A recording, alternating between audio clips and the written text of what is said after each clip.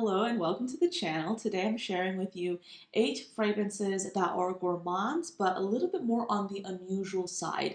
These gourmands are a little bit more unexpected. They're not going to be your cookie cutter caramel vanilla gourmands. They're going to be something more nuanced in case you have been enjoying gourmands, but you want something a little bit more diverse. Well, this is the video for you. If this is your first time on this channel, hello, my name is Anya. I love fragrances and I talk about them here every single weekday, Monday through Friday. I also post additional content on TikTok and Instagram under the username ANECHKAFRAGRANCES. And if you're interested in hearing about some deep dives related to fragrances, I actually do have a podcast called The Fragrance Report. This podcast goes live on Spotify every single Wednesday, and you can also catch experts or episodes from this podcast on this channel every Friday. So with that being said, I have quite a few fragrances here. A lot of these are new to me. Some of them are old favorites that you might already recognize. If you're interested in seeing my recommendations for like cold weather gourmand perfumes, a little bit ago, I think like a month or two ago, I did a video talking about my top 5 gourmand fragrances for the cold weather or for the winter time. And I still do think that video holds true. And you might recognize, I think, one fragrance from that video because I just couldn't help but mention it again. But if you're looking for like your typical gourmands, like your delicious gourmands that will be suitable for really anyone, that's a really good video to watch. This one will be like gourmands if you're looking for a little bit of an olfactory adventure. So let's start off with some new fragrances by Snif. Snif is a brand that I recently started working with as an affiliate. So they sent me a bunch of different fragrances to try out. And the ones I was super interested in were these. I also have some other ones from them that I will be featuring in future videos. But I feel like these were some really interesting and special takes on gourmand fragrances. Some of these fragrances are from their secret menu, and I was super excited to get my hands on these and try them out. Okay, so first up we have Creme Couture by Snif. This was one that I was super interested in trying out because I had heard a lot about it and I was interested in getting it myself and trying it out. This is supposed to be a fragrance with wild berry jam and croissants, and it has additional notes according to Fragrantica. By the way, the notes are croissant, vanilla, blackcurrant, sandalwood, tonka bean, and rose jam. I don't get the rose jam. On the website, it says it's wild berry jam. Personally, I think it's blueberry jam. So when I smell this, I get the blueberry in the opening, and then the dry down, I get the flavoring, or sorry, I get the croissant, buttery, flaky dough. That's what I get. Yeah, and then it kind of dries down to this beautiful vanilla. So the blueberry-esque thing is more in the opening, and then the dry down is where you get that nice cozy vanilla. And this stays close to the skin, and it does have a beautiful vanilla base. So even if you're hesitant about that blueberry opening, it's going to basically transition into a really nice vanilla. So I really like this one. I think it's a unique take on a gourmand fragrance. I haven't really smelled anything like this before, so I did enjoy this. This next one was really interesting. Naughty Nona is a fragrance that I'd heard a lot about. I first talked about it in one of my fragrance news videos. By the way, those go live every single Monday. But this is a fragrance that I was kind of hesitant about because it's inspired by fruitcake. I do not like fruitcake at all. I literally do not like it. But I looked through the notes and I'm like, okay, orange, candied ginger, vanilla. This could be something I enjoy. And I really do like it. I would say it's probably my favorite from their secret menu so far. This is really interesting. So if you like fragrances that smell a little bit more like vanilla frosting, this is a really good one. That's definitely something I get with this fragrance. Let me spray it on. Yeah, it's just like a fun kind of like candied ginger, but I get a lot of like candied orange, honestly, in this. Candied orange, maybe some orange zest with that beautiful like vanilla frosting vibe. And then it dries down into that really nice vanilla. So this is another really nice gourmand.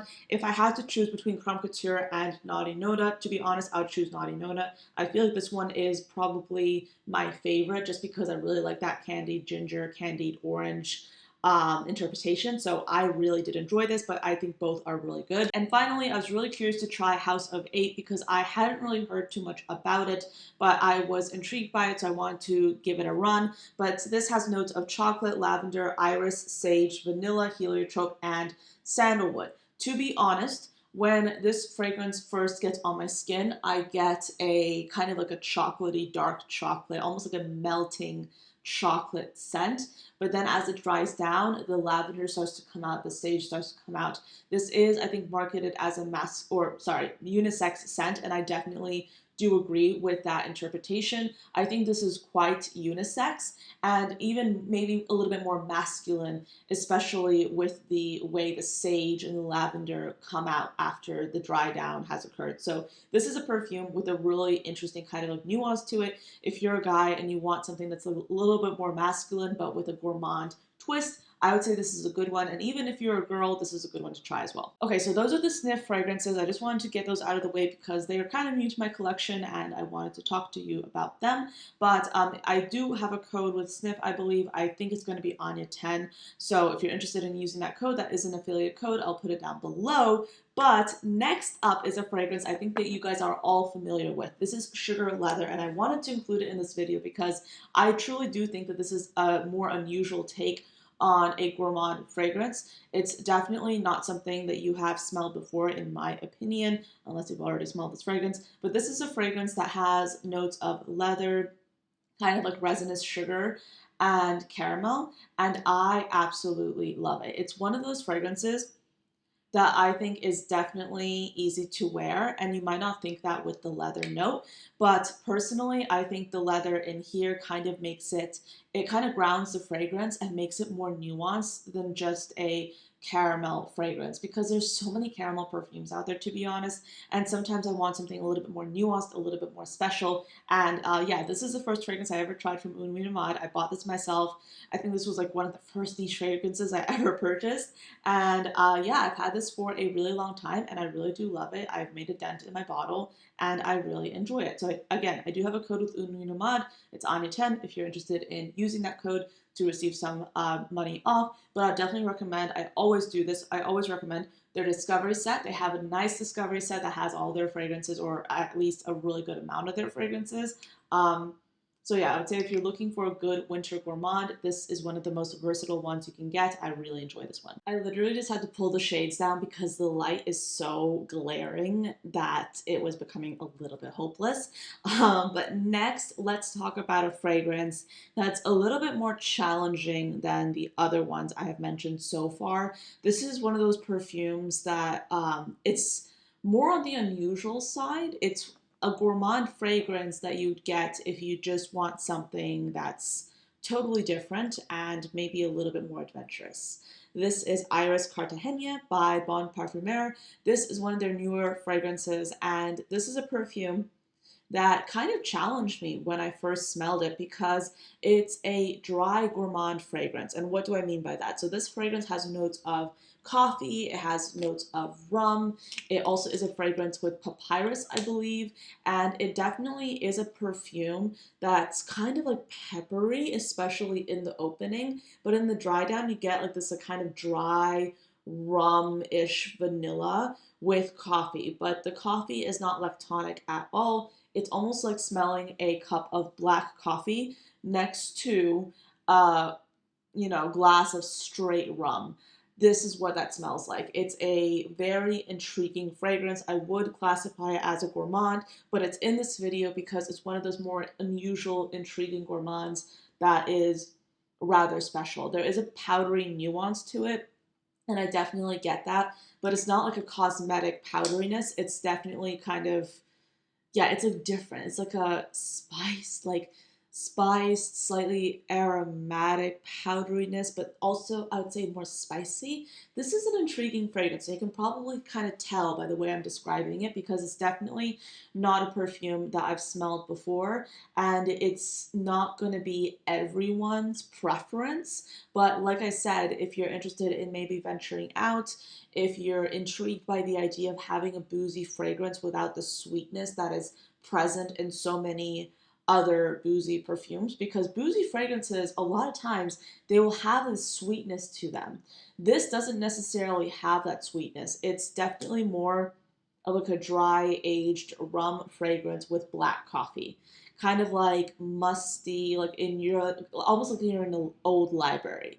So it's definitely quite unusual, but that's why it's in this video. And I do think this is a totally unisex fragrance, and it's one of those fragrances that you have to have like a little bit of confidence to wear it because it's definitely quite special. Next up is Neydo's Blonde Redhead, another unusual gourmand in this video, but this one is quite special because I think it plays around with notes like dates, myrrh, things that would be kind of like a bit cloying and heavy in certain other fragrances, but the execution on this is kind of like taking those fragrance notes and making them lighter, making them more palatable for, say, someone in a warmer climate. So let's just say you're in a moderate climate and you want a fragrance that's kind of like that has those gourmand notes that would be wintry, would be cold weather appropriate, but you don't want anything too cloying. This would be the fragrance for you to try. It also does feature the note of tobacco quite heavily, so you do have to like tobacco to appreciate this fragrance. But I also really like the opening as well, because the opening is kind of like this like orangey, limey, zesty fragrance. Let me look up the notes because I feel like I'm going all over the place with what this fragrance smells like, so I feel like it might be a good idea to pull up what it's supposed to smell like. Blonde Redhead. So yeah, this has top notes of saffron, orange, and lime, a mid of dates, freesia, rose, and fig nectar, and then a base of vanilla, white tobacco, myrrh, chocolate, and driftwood. So you have the traditional gourmand notes in here, but like I said, the execution on this is definitely quite different. So yeah, white tobacco is very prominent in this, but I especially love the opening because the opening like is like this perfect like orange, zesty lime fragrance with that saffron. So yeah, I really do like this one. It's a strong like. The reason it's not a love, to be completely honest, is because, again, tobacco for me personally can sometimes be a little bit of a challenging note. I'm working to appreciate it. But there's some fragrances that have tobacco that I absolutely love, and some that I'm kind of like not so much. This is one that I very much like, but like I said, if you're interested in something that's a little bit more unusual that plays with tobacco, this is a good one to try. When I was planning this video, I really was inspired to include some fragrances in this selection that had tea notes, because I would consider tea a gourmand because it's edible, it's drinkable, but I find a lot of gourmand lovers don't really often include tea in these kinds of videos. But if you're someone that wants to have like that cozy wintry sensation and experience, but you don't want to smell like a sweet dessert, tea can be a good workaround in my opinion. So I have a few fragrances here to share with you. The first is by Sora Dora. This is Elope. This is a fragrance that, to be completely honest with you, to me, smells like a fruit tea, because it has a tea note in here, but it also pairs it with, I believe, apricot.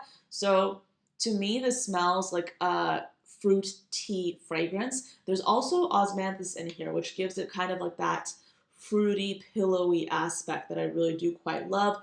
And there's sesame in this fragrance as well. This is one of those more unusual fragrances in my opinion. I wouldn't necessarily call this a blind buy safe fragrance because the sesame here is quite prominent in the undertone of the fragrance, and it's one of those fragrances that's like really quite special and it's really quite unique.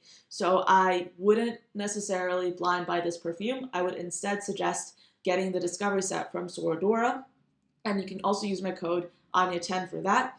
But get the discovery set, try this out, see if you like it, because it's one of those like extra special fragrances. There's also a bit of an aromatic touch in this perfume with rosemary. A lot of people get the rosemary. I personally do not, but I have noticed, or I have heard from some of you that you smell the rosemary. I don't really smell it as much. So yeah, let me look up the notes for this one as well. Let's see. Okay, yeah, so we have top notes of apricot, tea, and apple, a mid of osmanthus, almond, and rosemary, and then a base of sesame, vanilla, absolute, and Haitian vetiver. So yeah, to me, this smells like, again, fruity apricot tea with some apple, actually. Yeah, I really get that. I think it's a really cozy fragrance, and it's like a cozy, wintry fragrance without being like super obvious to the fact that it's a cozy gourmand. You know what I mean? But yeah, I actually have not tried this in the summertime, so I'm excited to try this in the summer and see how it performs, because I do think it's like one of those like cozy winter gourmands, or it would be appropriate for the winter time, but I know this came out like I think in the summertime. So who knows? I might be wrong, but that's my experience with this one. I really do like it, especially for these kind of colder, cozier months. I think it's a really unique take on a tea fragrance that I quite enjoy. So next, I have this one. I could not do this video without mentioning Tuesday by R.L. Shoshana. This is such an interesting perfume because it really does amp up the tea notes in the fragrance. So you essentially have tea with mint, basil, guava, coconut water, and I think vetiver. But this is a perfume that really amps up when it comes to the tea, but is also a powerhouse because it will last a really long time.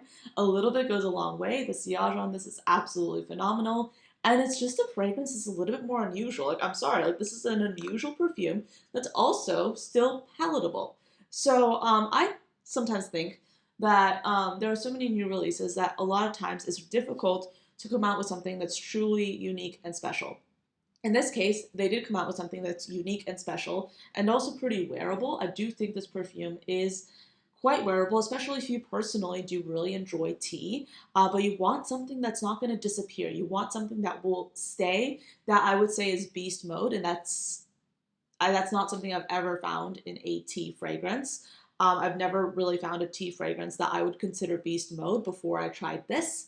So yeah, this is a really good one. They did send this bottle to me, and personally, I think that Arla Shoshana is definitely a brand that people should know more about because they have some really interesting, kind of a gourmand fragrances that still smell like perfume, which I like, as you all very much probably already know. But yeah, I really enjoy this one. I think it's really unique. You definitely should get their updated discovery set if you haven't already. That pretty much has this fragrance along with their 4 other scents that I will be talking about more on my channel moving forward. But yeah, I love this perfume. This is like a cozy winter fragrance. It's like sweater weather. You can wear this outside and people will still smell you. It's a strong, potent perfume.